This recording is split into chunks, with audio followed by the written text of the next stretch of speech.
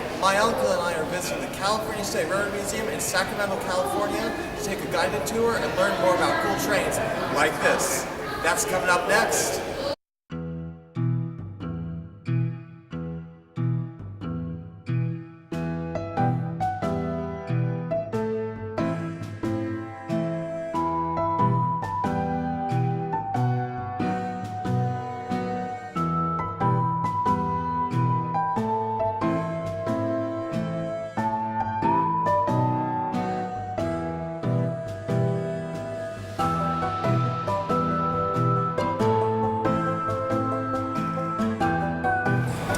I guess it's just two of us. All right. Sounds good. Go ahead and get started. Okay. No, stay here. okay. For 1 minute. We got some introductory remarks there. Railroading, of course, got its first start in England, commercially in the 1820s. We started building our own railroads here in the States in the 1830s on the East Coast. But we had multiple railroads starting up all at once. And so you had, they had, of course, have a lot of locomotives, especially steel rails. We didn't have any heavy industry that could deal with that kind of demand, so we imported a lot of stuff from England. With that came some standards that England's already set up. We got two examples in the museum. The first one's here, Governor Stanford. The engineer sitting on the right-hand side of the cab. And we still run all of our trains from the right-hand side, switch like we did with the automobile.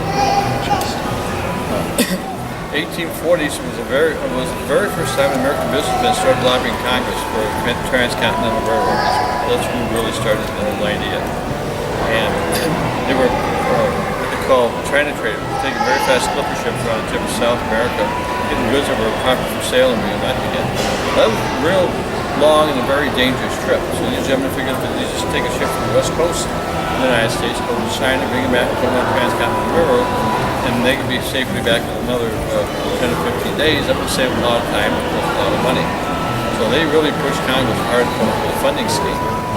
But before anything serious could be done, even though there were 5 proposed routes through their own efforts, all the things sort of bubbling up towards the Civil War sort of happened. And that sort of got forgotten about for a while. In the 1848, the first boat was discovered about 30 miles east of us here. And 49ers came out the following year by the thousands. There was 3 ways for them to get out here. You do what the Chinese traders did, taking a very long trip around South America, or they take a shortcut, go down the Isthmus of Panama or Nicaragua, and come across the side, get a hold of a ship, and then come into San Francisco and get in. Both those ways were quite expensive. Most of the 49ers came out here looking for their fortune because they didn't have too much from where they were leaving from. So they came out here, of course, in wagon trains or horseback, mules. Some people even actually walked out here to get into the road fields. Well, in the beginning of the early 1850s, they started building the very first railroad west of the Missouri River. Sacramento Valley Railroad started about 3 blocks from our front doors here and went up to Folsom.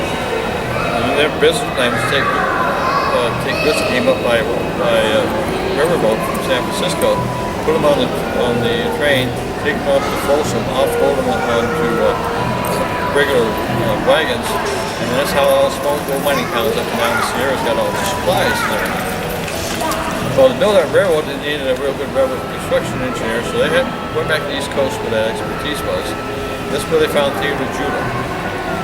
Judah jumped at the chance. He had built a pretty good reputation building railroads in New England and New York, but he really wanted to come out here and take a look at what was considered the main obstacle of building a railroad in Northern California, and that was going to be the Sierras. So he comes out here with his wife, he does his engineering work, and in his free time he was always up in the mountains looking for some way to get across the Sierras. One day he gets a letter from a gentleman by the name of Dr. Strong. He was a pharmacist in a small town called Dutch Flats, just past the Gold Run bus stop, not too far away. At that time it was probably the second largest city population-wise in the state of California. It had huge gold hydraulic mining going on. Washing down down the mountainside trying to get at that gold. Well, the businessmen there knew that was going to last forever, so they encouraged Dr. Strong to get a hold of Judah, trying to convince him to route his railroad through their town. So he gets a hold of Judah, and he tells Judah a piece of information that Judah was aware of. And late October 1846, the Donner Party got trapped by early snowfall, where Turkey is today. And then in the following spring, to rescue the survivors, they had to drag some wagons across the mountains to get to them. Well, he knew their route, so Dr. Strong and Judah walked this entire route. Here was a series of mountain ridges that basically cut the Sierras going east-west. Judah thought this was a good way to start looking to build a railroad up into the Sierras. So they come back and they want to start building a railroad. So Judah goes down to San Francisco because they didn't have enough money to do anything like that themselves. They had to go find some deep-pocket investors. Now Judah goes to San Francisco. Now the main reason he did that, of all the thousands of gold miners that came out here, very, very few of them found enough gold to barely even live off of, let alone invest in anything else. The ones, the lucky ones, what they did, invested here in Sacramento, or a lot of them went to San Francisco, where the main business then was shipping. So they invested in dry docks, repair facilities, all that kind of information. Here comes Judah trying to convince them to invest in railroads. Well, railroads were poor competition from a shipper's standpoint. When they didn't even want to talk to him, let alone discuss anything. He tried, and he just couldn't get anywhere with these people. Finally, he comes up, he's giving a local presentation here in Sacramento one evening when C.P. Huntington had to attend. Huntington really liked what he was hearing, and he knew he had some business friends that just might be interested in him. So he arranges to meet him, and this is where he ends up meeting what we call the Big Four, Hopkins, Proctor, and Stanford. They liked what he was saying, but you only have a little bit of information here. We don't have enough to make a judgment of how much it's going to cost us. So they set up a survey team for him. This is what we have displayed up here. Judah goes up with those surveyors, and that's the surveyor's chain. It's 1 foot angle. So literally measured across going on the Sierras foot by foot. Judah came back with a series of maps of certain details showing where tunnels had to be blasted through the granite, where bridges had to be built, big ditches had to be filled, all that basic information. And they took a look at it and realized that was going to cost a lot more money than what they originally figured out. The banks in California were too small yet to take the risk for loans, so they did the next best thing. They put Judah on a ship, takes that shortcut from Panama, going to Washington, D.C. one more time, trying to convince Congress to come up with a funding scheme. But when Judah gets there, though, he has an ally that he hadn't planned on, or even knew about it until he got there, and that was Abraham Lincoln. He had been president for over a year. The Civil War was just heating up, and he knew that Northern California and Northern Nevada had gold in California, silver in Nevada. You want to be able to get that rich finds back to the East Coast after the war effort. Plus, he knew if he provided employment in those areas, that they wouldn't listen to the Confederates, because the Confederates were trying to convince both states to join them in the Civil War. So he passed the bill. It was passed in January 1862. How they could pay for it, they could issue bonds for sale to the general public. There's $16,000 for every mile of track length. When they get up in the mountains, so that's going to be more expensive because of the tunnels and stuff like that. They could issue bonds worth $48,000 for every mile of track. Now, the Big Four, they were Wild West businessmen. They didn't have too many formal rules to follow, and as long as they kept their partners happy and their neighbors didn't complain about anything they were doing, they basically did anything they wanted to. They also knew that the Big Four knew that nobody back in Congress really knew what Northern California looked like. So they took Congress, the mountain started about 7 miles outside of town. It's a little bit farther up the hill before they really become mountains. Well, about 35, 40 miles. So they had a very early sale of the higher price bonds. So Judah, being from New England, his business ethics were just a little bit higher than the Big Fours. And he complained about that and a lot of little funny financial things that were going on to begin with. And they said, look, we don't like the way we run this railroad. We find somebody to buy our stock up and allow to sell it to them. Because initially, they got into this adventure for a short-term gain. So Judah jumps on a ship. He takes that shortcut through Panama again, going to New York City this time to see the Vanderbilts because they had indicated some interest in getting involved in building the railroad. Well, unfortunately, when you go through Panama, some hazards you have to worry about. Yellow fever and malaria are just two of them. He catches yellow fever, and by the time he gets to New York, he is almost dead. He dies 1 or 2 days later. But before they have anybody looking over the shoulder anymore, they've just taken delivery of their locomotives. Just to look at it.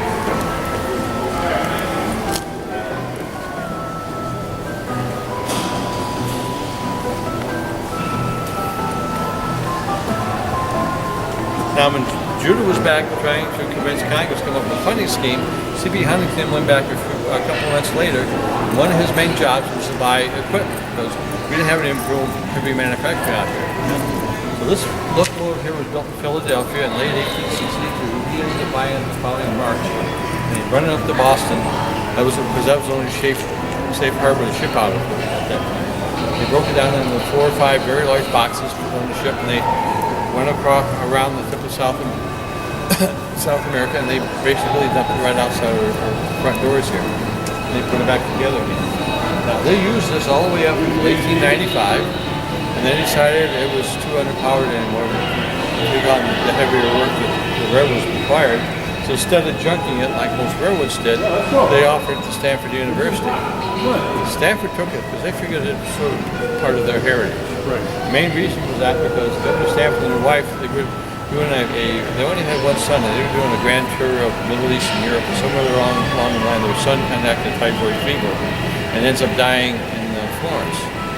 So they come back to try to come up with some way to memorialize the memory of the son, and so that's how they started first endowment that started leading Stanford to Trinity University. So the university kept it on campus for many, many years, and then when this museum was opened in 1981, it was given to us from them on permanent loan. Oh, very nice. Just got the same. Any questions? Okay, this is American Standard locomotive. Now this is probably the most. They probably produced more of these than any other type of locomotive anywhere in history. Railroads or steam locomotives are classified by the wheel structure. We have leading trucks, and a lot of locomotives will have a trucks to carry some weight. Well, you count the wheels. So you've got a set of 4, another set of 4 drivers, but there's no leaders. So this is a 440. Okay. That's how they're classified. And all other locomotives are classified the same way. What happened to the Downer party, but he didn't seem to be too concerned about the amount of snow they got up in the Sierras.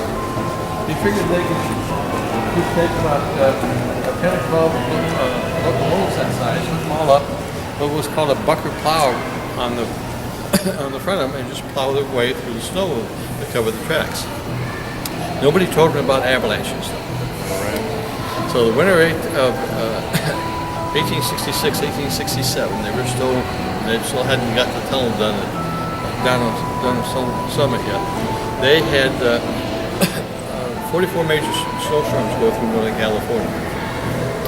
Well, we know how much snow we had last year. It was equivalent to that, or maybe even more. Well, they had avalanches that destroyed bridges that had already been built, structures that had been built, all kinds of damage.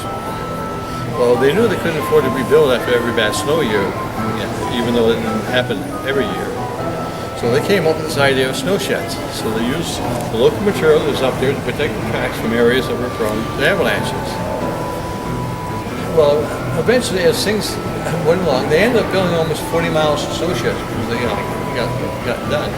People riding the train used to complain that in the wintertime especially, that they couldn't see anything for a day and a half on the way into Sacramento.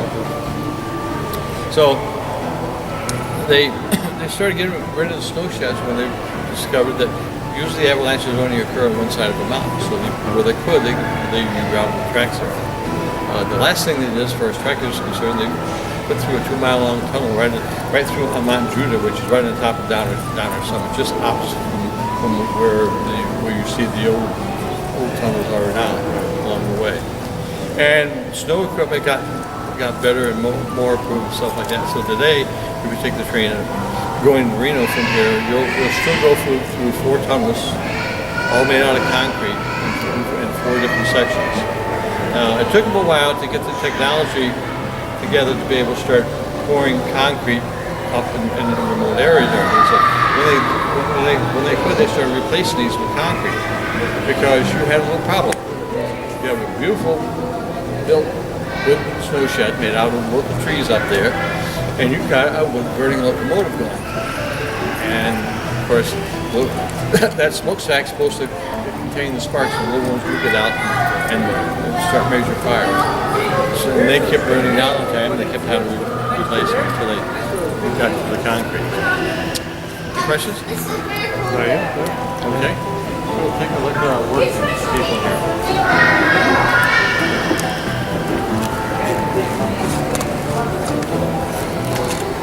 Now, when they first started building the railroad, they figured that we had all these gold miners around here looking for extra work, the ones that weren't finding enough gold, so they figured that would be their main workforce. And it worked out fine for the first couple of months or so. Now, some people started disappearing. There was 3 reasons for it. You had some people that were going back to their own states because the Civil War was going hot and heavy, and they were joining their own state regiments to participate in the war. Silver mining was really taking off in Nevada, and I think they were paying better wages there, so a lot more went there. And then we have what we call an epidemic of gold fever. We had these guys, they couldn't get out of their head, they just stayed up in those mountains and they'd gone around that next corner, they would have found that pot of gold they've been looking for. So they saved their wages for as much as possible, and bang, they were back up in the mountains again looking for gold. So the workforce situation became very unstable. So Charlie Crocker told Mr. Strobridge that he was day-to-day on-the-ground construction supervisor. He told Strobridge to hire some Chinese. Now, a lot of people don't realize that when thousands of 49ers coming out here, we had thousands of Chinese come over at the same time. Now, when the Chinese left, they didn't know there was any gold over here, the initial flow, until they actually got here. They were coming from a major, large province in China. They had a drought, then they had starvation, and then they had a civil war. And whoever could were just trying to get out of the environment and start all over again, somewhere along the west coast of the United States or Canada. So when they heard about gold coming, being here, once they got over here, a lot of them came here. But they found out the state had passed very restrictive laws about non-U.S. citizens owning land that may have food on it, or even pennies or gold. So they ended up working for people who already had claims. Some of them took off and went to San Francisco, and that's sort of the real main buildup of the Chinatown that we have there today. And then a lot of them became farmers because the Chinese wanted to keep their own diet. So a lot of the small towns up and down the Sacramento River were the results of Chinese farmers starting to build and growing the crops and raising the animals that they wanted for their diet. Now, Strobridge started off with hiring about 50 Chinese or so places doing work for him. He thought they were too small, but he figured he'd try them out. Well, that worked out quite well. They worked very well, especially in teams and that kind of stuff. So he hired 50 more, and he kept hiring. He eventually hired between 10 and 12,000 Chinese, which became the main labor force for building the railroad. Now, there was no mechanical equipment available at all, so everything was all manual labor. Here they get ready to use black powder to blast away granite to make room for the roadbed. Now, they had very primitive tools to do that, but if you got a whole mess of people and a whole mess of tools, you can do a lot all at once. This is a 3-man star drill. You'd have 3 men that hold it on their shoulders, that have two behind them with sledgehammers that hit it, rotate it. They had to drill into the granite somewhere between 8 and 12 inches to get a large enough hole for whatever size explosion they wanted for the black powder. They worked fairly well down below. When they get up to the down sunken tunnel, though, that was going to be the largest one in the area, and that was going to. When they got up there, they started working the outside faces, and all of a sudden they were barely making an inch a day. they knew that was really going to impact their schedule. They did a bunch of other things, tried to speed it up, and it just wasn't working. So they heard about nitroglycerin being invented over in Europe, and they knew it had been used on a limited basis on the East Coast. Excuse me. And so they ordered some, but they had to order it multiple times because nobody told the shippers what they were getting. Coming in plain brown wooden boxes about that long, about that deep, and high. And part of it was glass bottles of nitro and glass bottles of glycerin. You're supposed to put the two together and explode them. The only writing on the boxes was the address where it was going to. No skull and crossbones on it, no danger, explosive, none of that. So initially the shippers treated it just like any other cargo. Just like they do your baggage when they're trying on an airplane. If one falls off that conveyor belt, they just throw it up into the hole. Well, they did that with the boxes. If they wanted to move it very quickly on one side of the ship to the other, or one side of the dock to the other, they would just pick it up and toss it. You only did that once. You never ever did that again. They blew up port facilities, ships, all kinds of them. Completely destroyed the West Coast Panama shipping facility. Eventually, they got 4 boxes safely in San Francisco. 3 for the railroads. It was for the railroad. They got safely transported up to Lynch Flats. And then the 4th one was for the building contractor somewhere in the San Francisco Bay Area. Wells Fargo had the consignment to deliver that. And the agent comes down to the dock to pick up the box, and he notices it's leaking a little bit. They said, well, I better take this back to the office, see what's wrong with it before I deliver it. Maybe I have to refuse it. He takes it back to the Wells Fargo office, which just happened to be in the heart of downtown San Francisco at that time. Takes a nice big crowbar and pops. And he must have hit a few bottles accidentally on the side. He blew himself up, the Wells Fargo office, all the businesses around it, every plate glass window for over a quarter-mile radius of the explosion. Killed about 14, 15, 16 people, something like that. Well, immediately the state banned the shipping of nitroglycerin anywhere in the state, which would really impact that schedule up there. Luckily for the Big Four, they found somebody who could make it on-site for them, so that solved that problem. So they used nitroglycerin for the down summit tunnel to finish it off, and then they finished another small tunnel off. But they had enough handling problems of their own, so they stopped using it. Not too long after that, Bell announced the invention of dynamite, which was a safe handling for it.